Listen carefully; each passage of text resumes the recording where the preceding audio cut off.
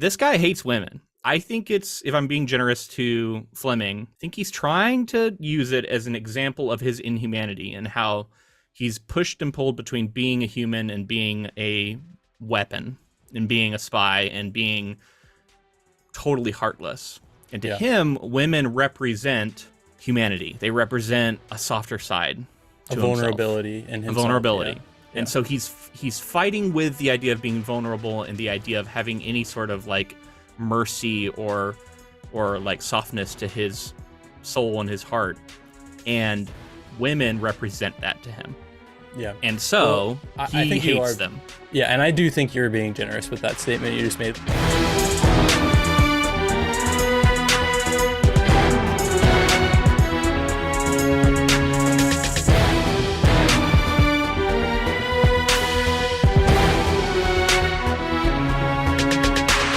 Welcome, friends, to episode 304 of the Ink to Film podcast, where we read the book and then see the movie. I'm writer Luke Elliott. And I'm filmmaker James Bailey. And this week we discuss Ian Fleming's 1953 novel, Casino Royale. So, James, I think it would be appropriate for us to start this episode off, and I'm just going to let you take this because I'm sure you've got it. Go ahead and explain for our listeners how the game of baccarat is played. So, I interpreted it as a form of blackjack, right? Kind of. It's a casino game. It involves cards. It's kind of pokerish, kind of like blackjack. Trying to get like nines. It seems the nines are basically unbeatable, and then you have to try to like you get a card, and then you can basically hit to get another card if you have a low enough number, but it's risky. There's a narrow way of like betting in a way that affects the outcome, but mostly it seems luck-based. Exciting. The novel spends 25 pages explaining this game, and I still don't think I understand it. 1950s gambling culture and how cool that is. A lot of this book is, I think, how cool some of this stuff is. Totally. So if you are here to hear about how great James Bond is as a character and how there's nothing problematic about him, and not to hear, us talk about how he's incredibly sexist in this book, this isn't going to be an episode you're going to like, because we're going to do that. I do think there's some interesting stuff going on with the character, and we can talk about why he is portrayed this way.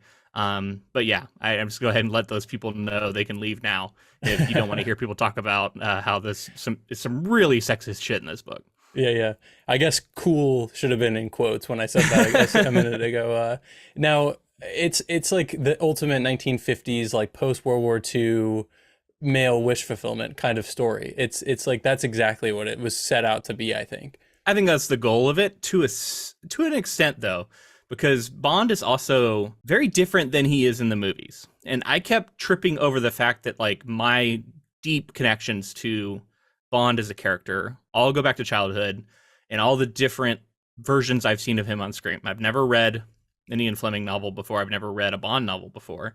So this version of Bond is very different, and it kept bumping up with like what I had in my mind that's so deeply ingrained. And that character absolutely is male wish fulfillment in every way. This character kind of is, but is also this kind of brutish, deeply flawed and wounded man who has a very narrow view of the world and is like kind of inhuman in a way. And I think a lot of the arc of the book is about him trying to find some humanity, but then it doesn't, it doesn't turn out. We're not worried about spoilers. This is a very old book, but and that element of it is not something that I like usually associate with Bond. And so I had to keep like reminding myself, this is not the Bond from the film. This is a different version of this character. Sherlock Holmes is to detective work as James Bond is to espionage work. He's got a superpower for spy work. And it's like unnatural, and there's all these ways that he does it, tools that he's learned over time, and it's kind of taught him to be closed off from the world.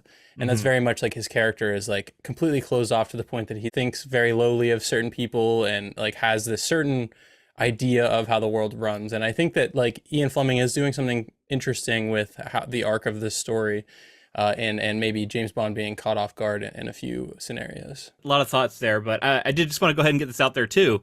This is a quarterly project for us, which means it was voted on by our patrons.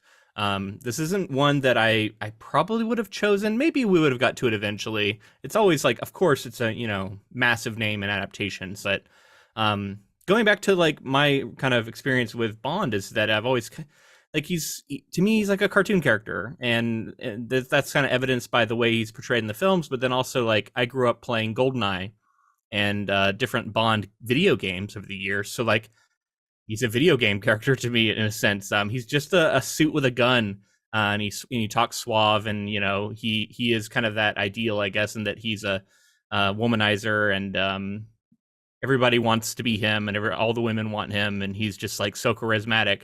But like I don't know, I never saw myself in that character. This was so unlike me. And unlike the kind of person I wanted to be. I know some men grow up idealizing Bond and like wanting to dress in tuxedos and be that way.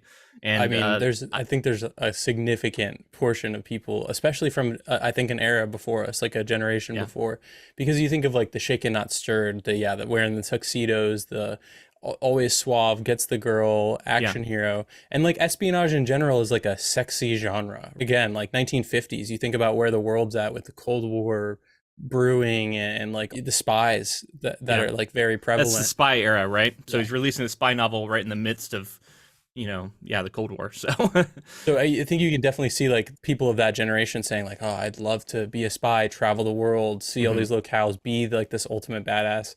I do think like, I mean, there's no question when I was reading it that I was like, this is kind of a tough read for a modern audience. I bounced off of it many times, and I was like, thank God this book is relatively short because I was not loving it to be Yeah, perfectly honest. There are fun spy elements, and it's cool to see this as like basically the grandfather of a lot of other spy, I think, stories going forward. I don't know that this is the first, but yeah. I for mean, it was my an money, existing genre when he was writing it. I don't know how long it had been cranking, and how long it had been going and being popular. But he was writing a spy novel when he wrote it, which was already a thing. yeah, I think it's the most iconic spy character though, right? Yeah, and that's the thing. Like he then changed the genre and made it into what it I guess is now. I don't know if it's still a big genre, I guess, but what it became was sort of defined by these novels.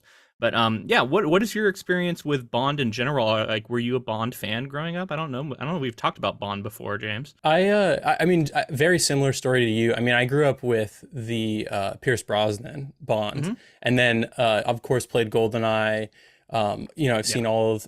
I think I've seen nearly every Bond film just as like a film exercise. Like I remember being like, this is a massive series. A Hmm. lot of people's dads talk about like, oh, you got to watch the Connery ones. So like I went back and watched them. Some of them have some highs and some of them are dated in a lot of ways.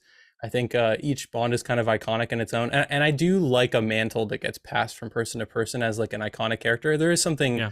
really fun about having that in storytelling. Yeah, I mean, it's cool. I've always felt like I'm not the target demo for this. Like I mean, I am like literally white dude, straight white dude. I am the target demo, but like I always felt on the outside of the like suave, fashionable, charismatic dudes. I don't know. I'm always more interested in the oddballs and the outsiders. And that's not what Bond is, right? in Yeah. most sense. But on the other hand, like it's a fun franchise. It's so crazy. It's so over the top at times. Yeah. I will And say and the video games are fun. I agree. So I always kind of had that. And by the way, were you an oddball player? Did you choose oh oddball? yeah, I'm throwing that hat at you every time. No Odd oddball. job, right? Odd Odd job. job. Thank you. Yeah. Odd job. I also like the era of like the Daniel Craig Bond kind of started to play with the form a little bit and started to Yeah. play with the idea of a spy story. And I think like Skyfall and there's a few in there that do some fun things. I will say like the last few unfortunately weren't like the most riveting, and maybe it's just the time that we're in is like it's just not as exciting to see these kinds of stories anymore. But I haven't seen the last few. I think I've missed a few now, like two or yeah. three. Yeah, but I think Daniel Craig kind of it took the Pierce Brosnan era that was like just like you said a cartoon character like way over the top.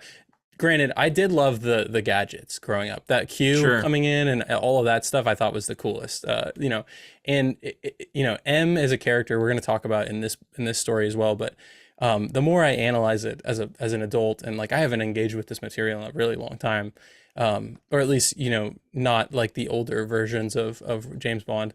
Thinking of like M and thinking of like that, I guess I'll call it naive period when you just assume that there's this organization that is headed by someone like M that knows best and can basically shoot these like people who are just like the best in the world at what they do at problems. And like that, I think nowadays I'm looking at it and saying like, okay, like that's kind of fucking scary more than anything.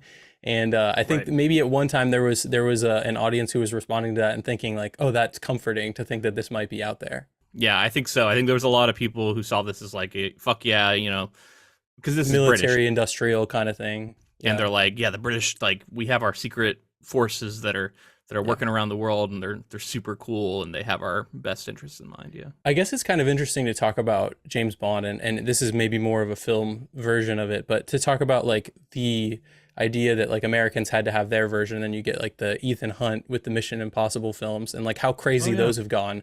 Like they've Hmm. kind of gone the other direction and been like, let's go way over the top and do this crazy stunt work. And I do think Yeah. that But they didn't that's start out that way. Like, I mean, they kind of got there, but obviously there was like older versions. those there have been quite a few good Mission Impossible movies, especially in like the back half of but interesting to note that like that genre clearly people were interested in it, and the American version versus like the Bond version, and seeing like the Bond get more serious and over time, and maybe like the Ethan Hunt getting more playful with that sort of story, action adventure spy espionage thriller kind of thing. It's a massive genre, and again, like as a adolescent boy, it was fun.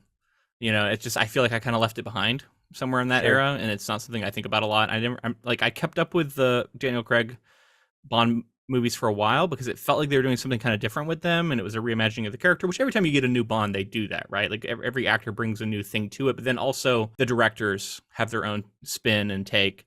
And so it'll be interesting to revisit that film because I don't think I've seen it in quite a long time. And I'm curious to see how it holds up. I remember Daniel Craig as being a very understated performance compared to some of the other ones. So yeah, that's all movie talk. Yeah. We're here to talk about the book today. We're here to talk about a version of Bond that smokes 70 cigarettes a day. Yes. 70. Yep. Drinks heavily, loves champagne, but also like is thinking about coming up with their own version of a martini, which A is pretty Vespa. different than the version in the movie. Yeah, he wants to call it a Vesper. And it's just an incredible sexist. Let's talk about that Sure. because I think we got to address it up front. This guy hates women. I think it's, if I'm being generous to Fleming, I think he's trying to use it as an example of his inhumanity and how he's pushed and pulled between being a human and being a weapon and being a spy and being totally heartless. And to Yeah. him, women represent humanity. They represent a softer side A to himself. vulnerability in A himself. vulnerability. Yeah. And so he's fighting with the idea of being vulnerable and the idea of having any sort of like mercy or like softness to his soul and his heart. And women represent that to him. Yeah. And so I he think you hates are them. Yeah, and I do think you're being generous with that statement you just Yeah. made. Like, of course, you're just I'm kind of trying to being, give it like the full Yeah. benefit of the doubt of analysis, but like when you read it, it's just like especially he wants because to it he comes wants to have sex with them. Don't get me wrong, exactly. but that yeah. is all he wants, and otherwise he wants them gone. He doesn't want them like fucking up his man's business. He wants them in the kitchen where they belong. Like shit like that is legitimately said in this book. It's not a joke. Like it's there. And not to mention, like every single woman in the story is a sex object. Like Of course. like from Yeah. the narrator, from Bond's POV, from all of it. Yes. So it's like you can't give Fleming that much credit because clearly he was objectifying women like all over this story. Well, and knowing I a little do bit think- about him as a person, it sounds like it kind of tracks with him.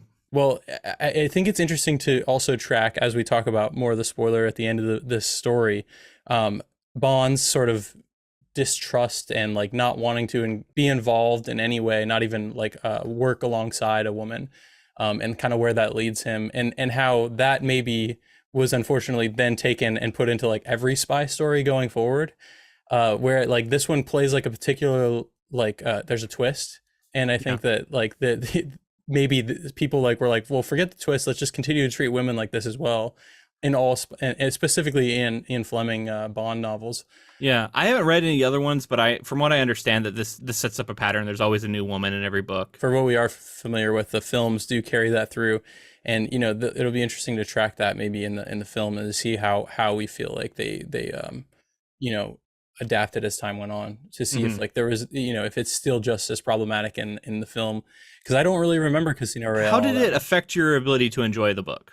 I couldn't. Like all the women were just completely hollow characters. Like they're the way that Daniel Craig just like his presence just like Daniel Craig. causes yes, Daniel Craig. The way that Bond just affects people in the room, men and women, but Yeah. specifically women are just immediately like throwing themselves at him. It really led Really led hot, me, man. He's got a chiseled bod. sure, We he talk did. a lot In about how 19 chiseled he is. 1950s chiseled bod, sure, Yeah. sure. He's smoking cigarettes and drinking heavily, so I'm sure it looks fantastic. But you know, is what it is. So anyway, his treatment towards women and the like specifically the way that like a woman walks in the room, we're gonna hear about her skirt, we're gonna hear about her hair, we're gonna hear about her The boobs, like, don't forget the everything, boobs. the curves. Exactly. I mean, it always breaks down to that. And then yeah, like just all of his attitudes about it were pretty awful. So I could tell that like I don't know, a lot of older books do this. They try and present this as like a personality quirk of this character you're reading. Is that this guy really doesn't like women, and like we can all kind of laugh about it, ha ha ha. But like, kind of get it, right? That was kind of the attitude that I was getting from the book. And so that's just like turning me up because I'm just like, oh man, I don't agree with this worldview. I don't like this character. Whenever I read a character like this, instead of it being some like quirk of his personality that I can like either look past or not look past, it always starts to make that character feel small to me. And so I'm reading about Bond, and this guy just seems just like such a small person. And that is the exact opposite, I would think, thing that like Fleming wants us to view him as, right? Like he wants us to be impressed with this guy, and I'm just like, this guy is so like pathetic. Like I don't like him. I don't like this version of Bond, and I'm not saying that the other versions of Bond in the films are necessarily not sexist, because that you'd have to go movie by movie. But I mean, I think there's a long history of that. But this feels like the worst example of it I had seen. It's like everything that you were worried might be going on in Bond's head when you're watching him in the movie. It's like, oh no, it's all worse than you imagined in this book. Yeah. And yeah, it just made me think of him as just kind of a sad man that I don't like. So just an example of this too, the thing that was it was bad throughout, but near the end of the novel, they're talking about like these two characters are having sex.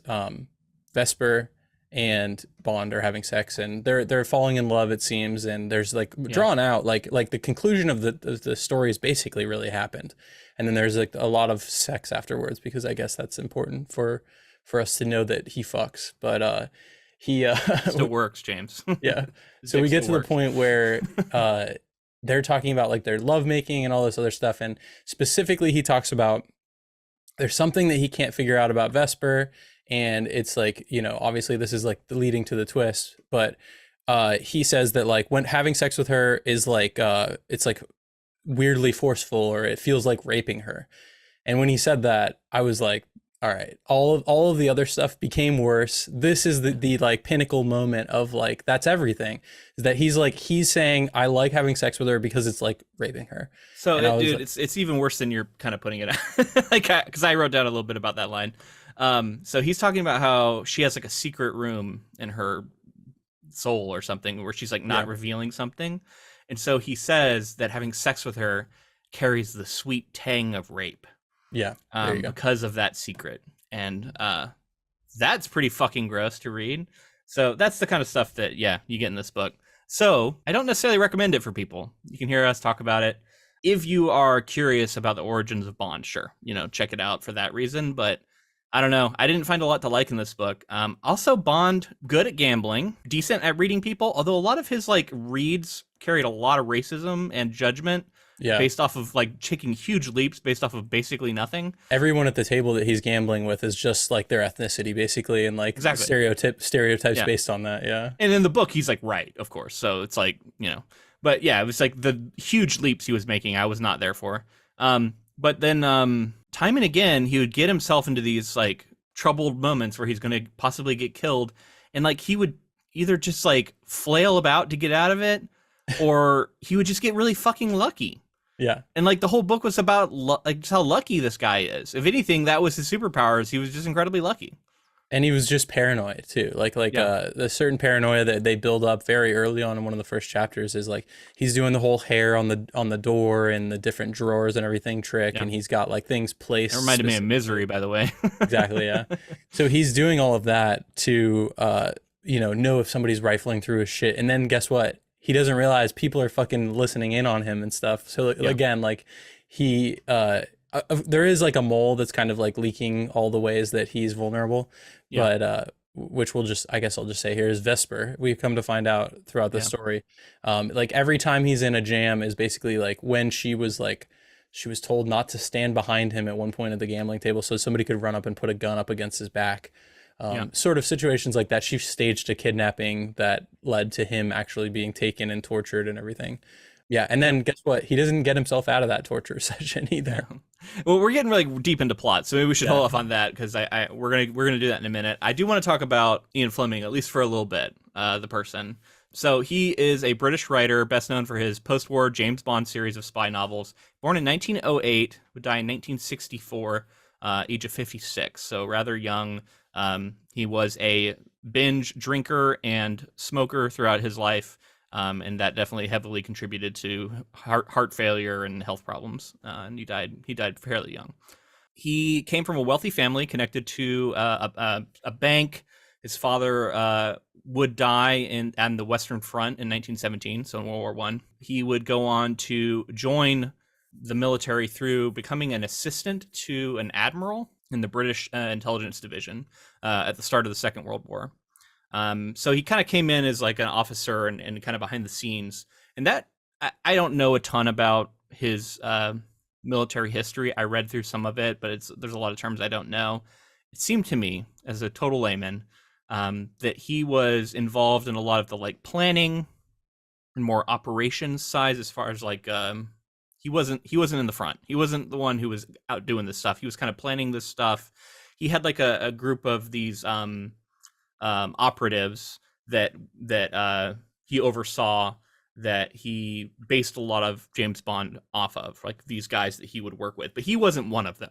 He was the one who was like sending them on their missions. And in fact, I read that like they didn't really like him because he would refer to him, and this is a racist term, but he would refer to them as his little red Indians, and they did not like that. So even among these people, he didn't necessarily have like the greatest of reputation. He would have an affair with a woman who was married to a baron, like an English baron, and that was like his first love, I guess, was with this woman. So she was cheating on her husband with him. I think maybe she got divorced from him, and then he later died. Anyway, she divorced him to get with Ian Fleming after the war, and he married her, and I think their first child was stillborn. So was going through a rough patch. At the time, he had visited Jamaica, and ended up really liking it there, and so he got a residence in Jamaica. So if you're wondering why Jamaica was like the place where Bond was hailing from in the book, like his cover story, Fleming had this connection to Jamaica. He ended up naming his residence in Jamaica Goldeneye. It was off of like some real stuff he did that was called Goldeneye, and then that of course became like a big thing in his books. And while there, he started having an affair with another woman. So he was not only in love with someone who was cheating on her husband, but then when he finally did like get with her, he was then immediately cheating on her with someone else. So like this was the kind of relationships he was used to with women. You can see why it's pretty fucked up. I don't know. It's like, of course, like who knows what the ins and outs of all this stuff was. I'd have to like really dig into it to find out. Just doesn't sound healthy, I think, to put it mildly. But yeah, I mean, like he did have this long storied career in the military. He was involved in a lot of these different operations. While working for Britain's Naval Intelligence Division during the Second World War, Fleming was involved in the planning of Operation Goldeneye and in the planning and oversight of two intelligence units, the 30 Assault Unit and T-Force. He drew from his wartime service and his career as a journalist for much of the background detail and depth of his James Bond novels. It sounds like anyone who thinks that he is James Bond and is writing about his own stories, that's not the case. He maybe knew people who were like James Bond. It sounds like he was doing some of the planning. That seems more likely to me, but there's theories that he was actually a spy. Interesting. And that wouldn't be known, right? It seems like, I don't know the validity of this. A lot of people have theorized. And of course, like he was involved in the war for a long time, certainly had PTSD of his own. How much actual like combat and stuff he saw, I don't know. But even just like ordering and like, like organizing these missions is going to give you PTSD from the things that are happening. Yeah. So the idea of Bond as being this like deeply flawed human who is trying to like reconnect to humanity and has a bunch of PTSD. Because if you read between the lines, you could kind of read that with Bond as a character too. Whether or not Fleming was aware of it, I do think there's a lot of himself he's putting into this character. Yeah. I mean, clearly with the 70 cigarettes a day, that sounds like that might be true to Fleming. Fleming Well, in real life too. How he treats women, Yeah. some of the affluent nature of some of the stuff that he's doing seems like Fleming maybe son of a was familiar rich with. baker, so he definitely like operated in those like wealthier circles too. Yeah. So that's coming out here. So he would write his first Bond novel, Casino Royale, in 1952 at the age of 44. So still fairly young. He starts writing these books. And the first one he wrote was when he was living in Jamaica. So he would like, it was like a home in Jamaica that he would go to for like, I think a couple months out of the year as like a holiday. At probably in the wintertime, I would imagine. They would go to Jamaica, him and his wife. And so that became his like routine. Every time he went to Jamaica, he wrote a Bond novel. After the kind of the relative success of this first one. And he had this whole thing where he wrote about how his like method of writing is that he would write for 3 hours in the morning and then he would write for 1 more hour in the evening, and he would never stop writing and never look back at anything he wrote. That way he never like edited anything and he could get 2,000 words out a day, which, you know, I kind of admire that. Like it's an interesting way of writing. It's a way where you can, of course, get a first draft done really quickly. And that's what he was doing. Whether or not it's going to be high quality, I guess he didn't care. He would edit that at another time, or hand it, actually more likely, I think he handed it to other people to edit, including women who he based, like there's a woman that he based M off of. You know, his wife, he had like an ex-girlfriend who told him not to publish the book when she read it, which I was also interested. I'm like, why is he showing it to his ex-girlfriend? I don't know. But she told him, like, if you're going to publish it under a pseudonym. Yeah. I think because she was like, you're going to get a bad reputation for this book. So he called the manuscript of Casino Royale a dreadful oafish opus. So he didn't have a lot of like hopes for it, and I don't think he thought it was very good, but one of his friends kind of recommended that he pursue getting it published, and he had connections. So he had connections, I think it was through his brother, ended up like putting it in the hands of a publisher and was like, you should read this and check it out. And they were at it and they're like, this is okay, I don't know. But then it was like, he was like convinced. And, you know, he gets these books out and it's kind of a surprise that they do well. And what we talked about, I think is the case here is that it comes out at a time where I think people just wanted to read about these spies because we're entering the Cold War, and like Bond is out there. He's the like exemplar of the spy fighting on the side of Britain against communism, and people wanted to read that. There's a huge appetite for this, so the books start doing well. He starts publishing like one like every year basically, because he goes and he writes one and then he puts it out, and over time he starts to build a following for it and to build some popularity. But it wasn't until, I think you told me before we got on, 1962 when the first adaptation is made. So he would only live to see a little bit, right? Because he would die in 64. So he wasn't necessarily alive for the phenomenon that Bond would become. And I do want to look into that a little more for our next episode of like, how much did he even experience this sort of huge phenomenon of James Bond that we know it as today, you know? I'm curious, like somebody who's a massive Bond fan in terms of for the novels, like where does this fall? Does he develop into something that's like more? Yeah. What I watched some videos films? with people talking about who actually do seem to like the series, Mm-hmm. and how I do think there is a little bit of an arc to him. And like this book sets up a lot of his like ongoing quest to find humanity. Sure. But even like the stuff with like M and Moneypenny and some of these other people being more involved, and then like the gadgets, like when does that come about? Because there's no gadgets in this. Yeah, very little. The idea of this story, if I was to analyze like why people were interested in it, other than the Cold War sort of espionage element, you know, I think someone being inhumanly good at gambling is just like, that's kind of showing also the luck element to him. Sure. And like how that's, if I could just go to the casino and be a big baller all the time and win every bet I make for the most part. He has a line, I didn't write it down, but he has a line about luck where he's like, in luck, it's like either you have to approach it with absolute tenderness or you just have to get in there and ravage it just like a woman. And it's like, all right, dude. Like every fucking, it comes out of there like every so often, he just hits you with something. You're like, whoa, dude. Yeah. All right, let's just get into the plot, man, and then we can get through this. M, the head of the British Secret Service, assigns James Bond 007 to play against the bankrupt Le Chiffre, the paymaster for a Smersh-controlled trade union in a high-stakes baccarat game played at the Royale Casino in northern France. I do not know how to pronounce that. Full caveat. As part of Bond's cover as a rich Jamaican playboy, M also assigns as his companion Vesper Lind, personal assistant to the head of Section S, Soviet Union. The CIA and the French Bureau also send agents as observers. The game soon turns into an intense confrontation between Le Chiffre and Bond. Le Chiffre wins the first round, cleaning Bond out of his funds, and as Bond contemplates the prospect of failure and having to report it to M, Felix Leiter gives him an envelope full of money and a note. Martial aid, 32 million francs, with the compliments of the USA. The game continues despite the attempts of one of Le Chiffre's minders to kill Bond. Bond eventually wins, taking from Le Chiffre 80 million francs belonging to Smersh. So Smersh is it's like the Russian spy agency themselves, and Le Chiffre is like left them and is kind of a rogue agent now, and so they're also after him.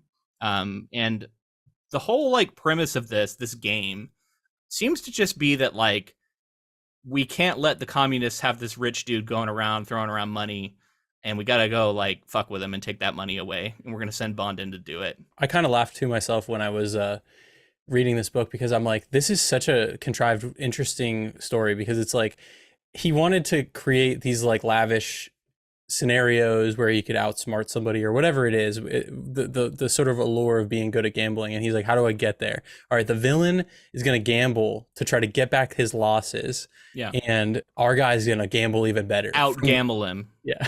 and so like the whole plan is just for him to be better at gambling. No, yeah, there's no trickery. It's just there's like, no trickery. Yeah, he's just good at gambling. So he's like, this guy. Send in Bond. He's really good at gambling. He smokes 70 cigarettes and drinks a lot. Yeah, he's good at gambling. And he practices. I mean, he earns like 400,000 francs or something like the night Sure. before, like practicing, just getting warmed up. So that is just funny to me from the get go. And then you layer in like, you know, all the misogyny stuff, the stuff with the way he treats women, the way he's looking at women. Dude, when Vesper is assigned, he's so mad. Yes. And like, I don't know if it's easy for us to like convey this to you, listener, if you haven't read this book, but like, it's not subtle. It's the text. Is he hates them. He hates women. He doesn't want them around. He calls her a bitch from the jump. Like, he hates it. Every now and then he's like, well, she is hot. Maybe after this is over, I'll try and fuck her. You know, like that's that's how he thinks. Because that's his thing, is that he's like, if we weren't on a mission, because I take my job so seriously. If we weren't, he's so amazing. Like, how dare they assign her to this? Yeah, I love that he like starts off calling her a bitch, comes to love her, and then like eventually it's just like bitch at the end. Oh, yeah. Like, and then like whenever anything bad happens, like she gets kidnapped, and he's like, oh fuck, that bitch! I knew she was gonna get kidnapped. It's all her fault. And he's so mad about it. So and his first, we haven't even got to the kidnapping yet, but like his first reaction when she gets kidnapped is just like, I guess I'll try and save her, but you know what? I'm gonna shoot at them, and if I hit her with a bullet, oh well. And if she ends up dying, fuck it, I'm gonna come back here and go back to sleep, and I'm not even gonna care. Like, yeah, that's his attitude. But yeah, let's talk about this opening thing. We got this long game, which, by the way, incredibly boring to read. I did not care at all. So much time is spent describing the game that I'm just like, I don't like listening to games being described in real life, but it's like a necessity to enjoy playing the game. But that's a game I'm actually going to play, so I'm at least invested. I'm not going to play baccarat. I don't care. And it's just so hard to read all this talk. But you kind of have to understand it, I guess, to like follow the ins and outs of the game. So that's why he's doing it, but he spends so long on it. It's not enough for me personally, just because like the payoff is then you listen to them play cards, and then he like loses a bunch of money, gets bailed out by the US government giving him money, and then beats the guy. His US friend Felix, who is like from Texas and represents the best cowboy of America. Yeah. America. And they're really broy. So they're playing cards, and he loses all of his money. like I said, he gets bailed out by this American, but right around that time, somebody just comes up and puts a gun up against his back, and they're basically like, stop fucking around. We know that they thought that he was playing foul or whatever. So then they were like trying to intimidate him off the table, that kind of thing, because they realized they didn't want him to rejoin the game because he was going to rejoin with the new money, and they were like, no, you're not. You're too good a player, even though we beat you. Yeah, and the way he gets out of this, gun to his back, the way he gets out of this, like it's also like his lower back. Yes. And it's like kind of pressed between his ass cheeks is the way he describes it. At one point, he's talking a lot about this like hard barrel being pushed into his butt. His coccyx. He said something about like as he rolls away, it hits him, and then I'm like, okay, man. Hey, nothing, like no judgment, ultimately. Yeah. But it was interesting how some of this stuff was written. We'll return to that toward the torture scene later. Yeah. There's definitely some element of like homophobia, but I'm interested in like the fact that like some of it is, I don't know, homoerotic maybe a little bit. Yeah, like maybe there's something there that Ian Fleming had maybe not fully addressed. Who knows? But I will say, reading this book, it occurred to me it doesn't seem to be aware of how homoerotic it sounds. Yeah, and I'll just say this: I could see Bond wanting to fuck the American guy more than he wants to like necessarily love this woman, because it's all about like the sex specifically. But yeah, you were saying how he gets out of it.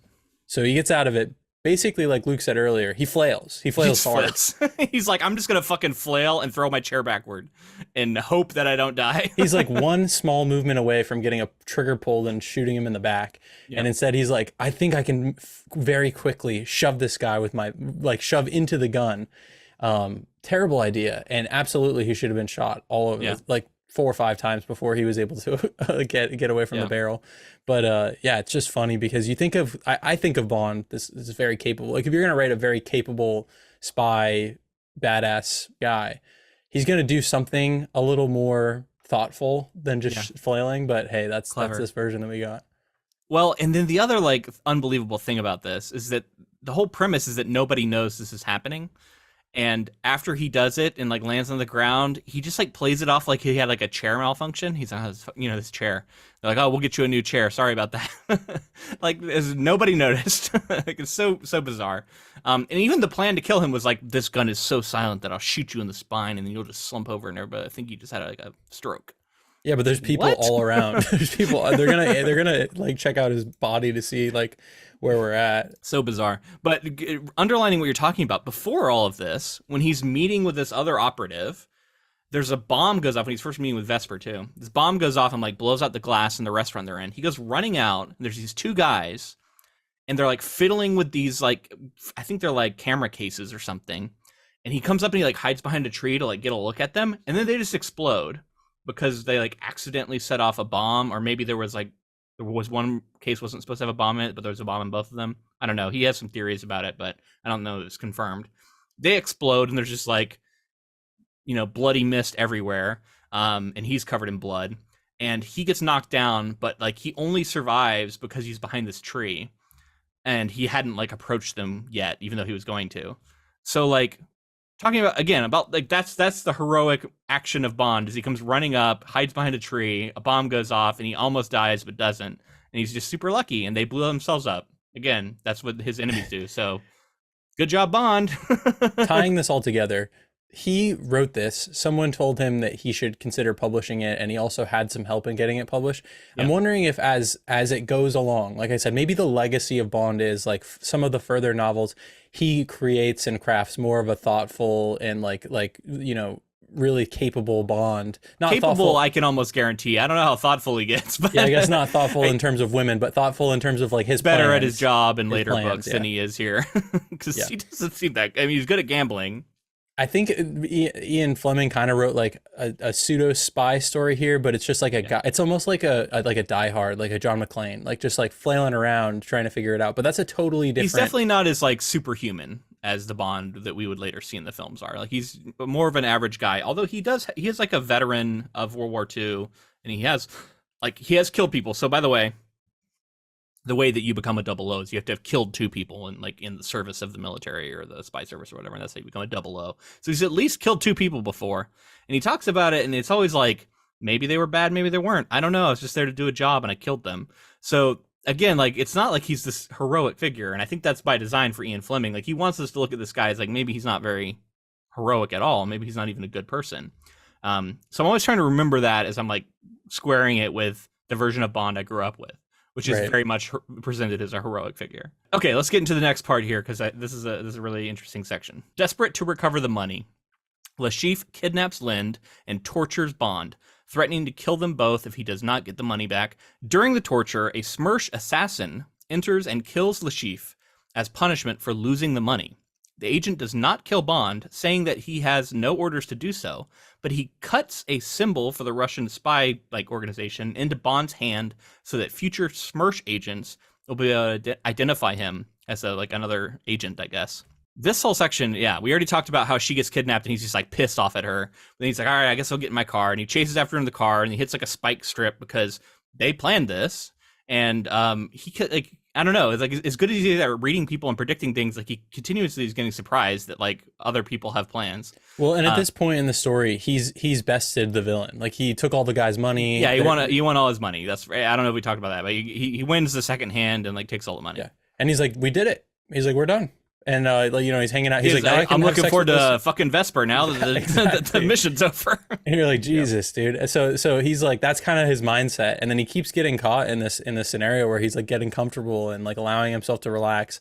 And so he's doing that here. And then she gets taken, and he's not thinking, oh, this could be a trap in any way. He just thinks she fucked up. He's like, oh, I can't believe she fucking made some dumb mistake. I knew she would. Yeah, this happens. Yep. So I'm like, okay, you just bested the villain. You don't think he's coming for retribution in any way. Ultimately, we see that this is a double cross as well. She was in on it. The wheels aren't turning there. So they take him into this residence to torture him. And he tries to break free at one point, but can't. He gets sort of beat up by this dude. Oh, at one point, I think it's this guy. He's observing back when they're playing the game. He's talking about how he's kind of like Lenny from Of Mice and Men. Yeah. Except for his inhumanity comes from his smoking of marijuana. That was why this guy was able to be inhuman, because he smokes the marijuana. So hell yeah, dude. Yeah, be careful. If you smoke marijuana, you'll become an inhuman killer. Anyway, so he gets stripped naked and put in this chair where the seat is cut out of it, and then Lashif has this weird carpet beater thing, and he's just hitting him in the dick and then the balls repeatedly. I guess. Which again, why specifically that? You can torture him in any way, you know? Again, he's naked, he's strapped down, this guy's hitting him in the dick, and he's thinking about how he knows some guys who got tortured in the past, and their advice was there's this bell curve of pain where it starts out really bad, but then it starts to lessen, and then it becomes kind of sexual towards the end. Pleasure. It starts to become pleasurable. So if you can just get there, you'll be all right. And he's like, all right, I guess I just got to get there. And you can see there's no self-awareness about this. It's presented totally, and it's okay. Yeah. They're attacking his manhood, literally. And his the ultimate thing they could do to him is take away his dick, right? And emasculation, yeah, definitely the number one thing that's his kryptonite is it's worse than death would be the idea of him being left a eunuch at the end of this. Yeah, right. So that's the way the torture plays out, right? Again, all he does is just lean into this advice he has. He's I guess I'll just put it up with it. I'm not going to tell him where the money is, because he's they're going to kill me either way, so I guess I just won't tell him, and I'll just put up with this torture and see how it goes. Maybe it'll start feeling good at the end. I don't know. And then as he's laying on the ground, this guy just comes in and shoots him, and it's shoots from the villain. Shoots the villain. Yeah, sorry, shoots the villain, and then he's well, I don't have any orders to kill you. I could, but they're not paying me to do that, so I guess I'll just carve a little symbol into your hand and say peace out. Yeah, I guess the symbol means thief. Yeah, it's a mark for other Smersh agents will recognize something about him when they sees it. I forget the exact meaning of it.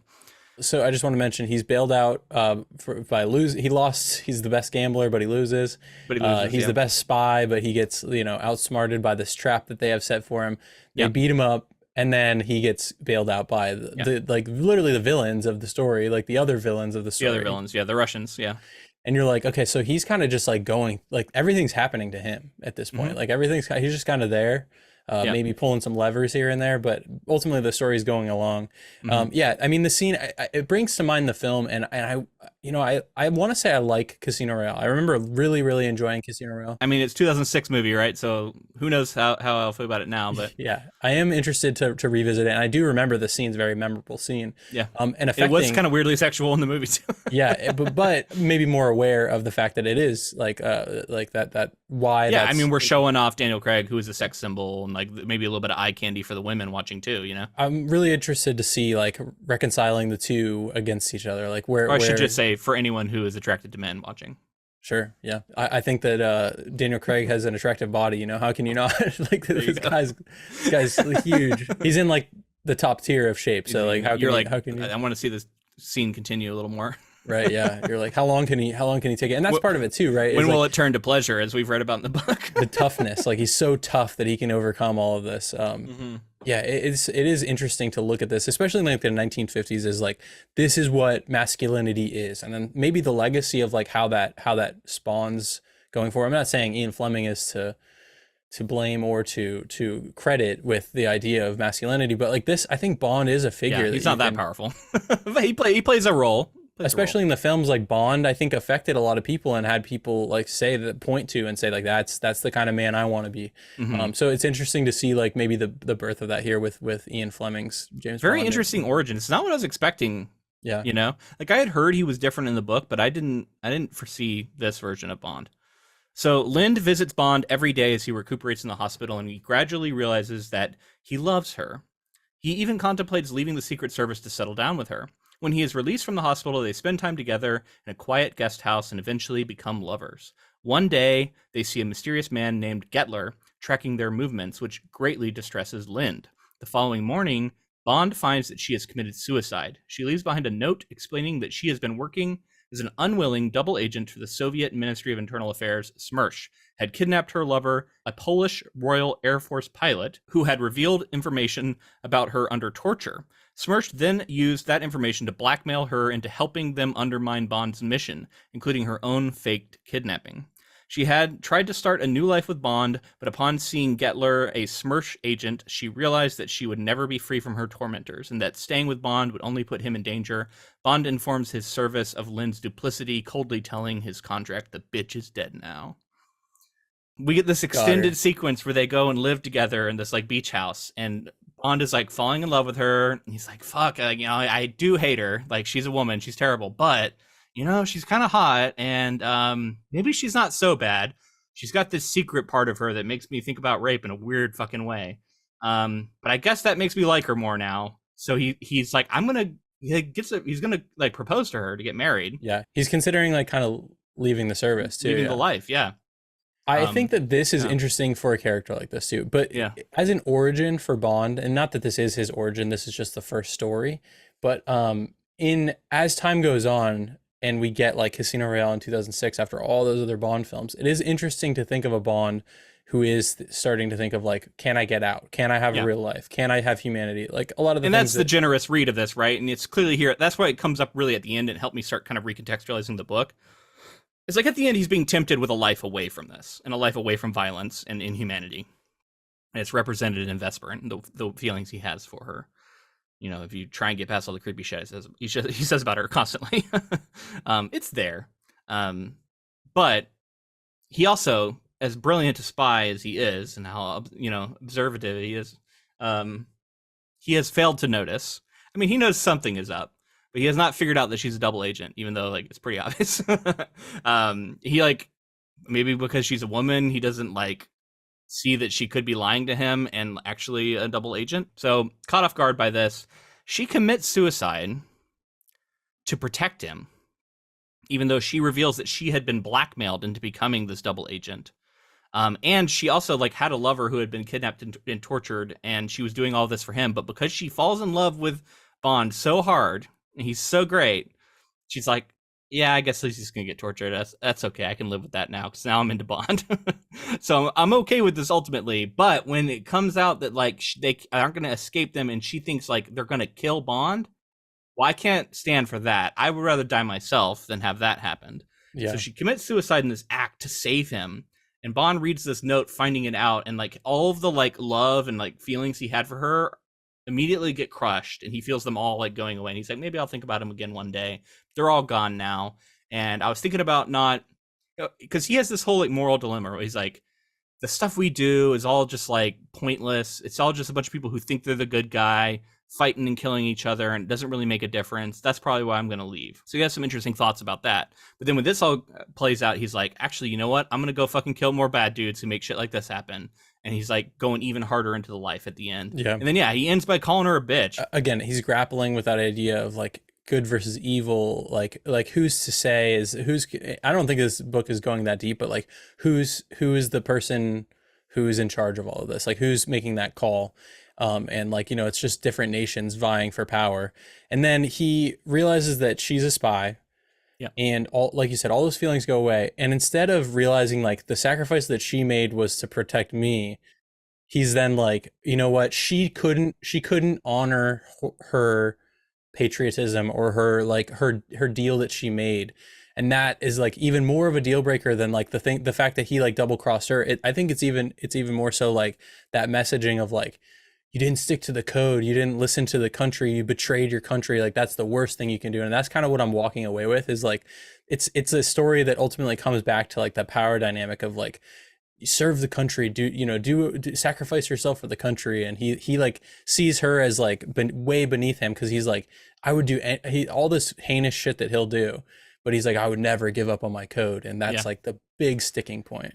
Well, think about how this just comes back and underscores everything he's been saying throughout, in a sense, right? Like, even though, like, yes, you can understand why she did the things she did, ultimately it's this prophecy that he's had from the very beginning where he's like, she's going to be the fault in my armor. She's going to get me in trouble. She's going to complicate things. And I shouldn't trust her. I don't want her here. And all of that, like, basically plays out to be true in a sense, right? So it underscores his worldview. And we know now that he's going to go forward, like probably worse than he was before because this has been so confirmed for him. Yeah. And I don't know. It doesn't make me interested in reading more Bond novels. I can tell you that if it's like this but worse. Oof.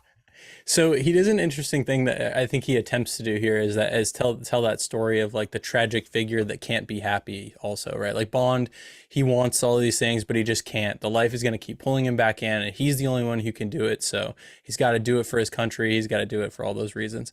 I think the book is starting to lean into that. Maybe like further books really go down that rabbit hole. If you view him as a tragic figure, I think that's the way to enjoy these books.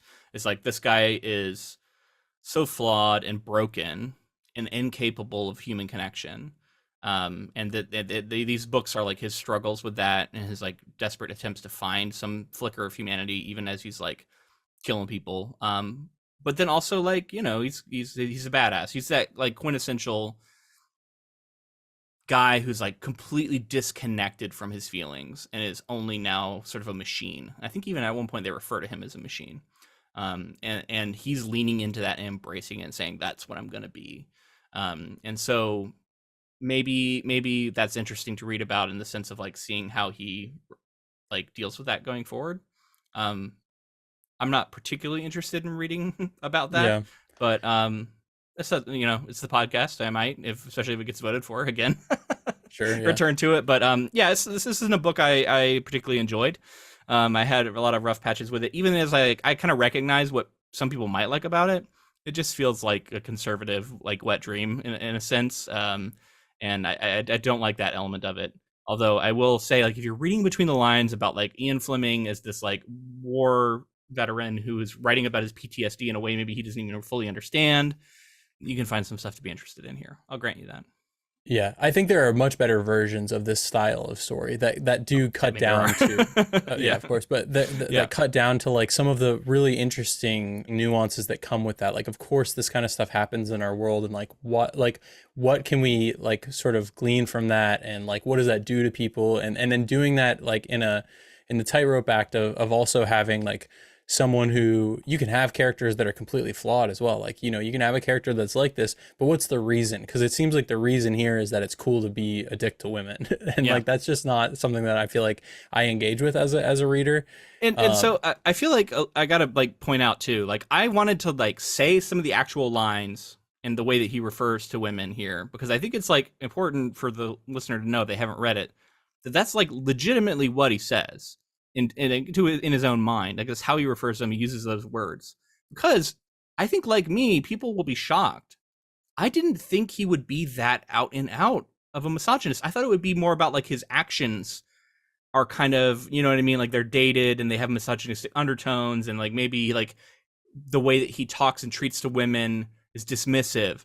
I didn't expect these like out and out diatribes and using those kind of words about the woman that he supposedly is in love with.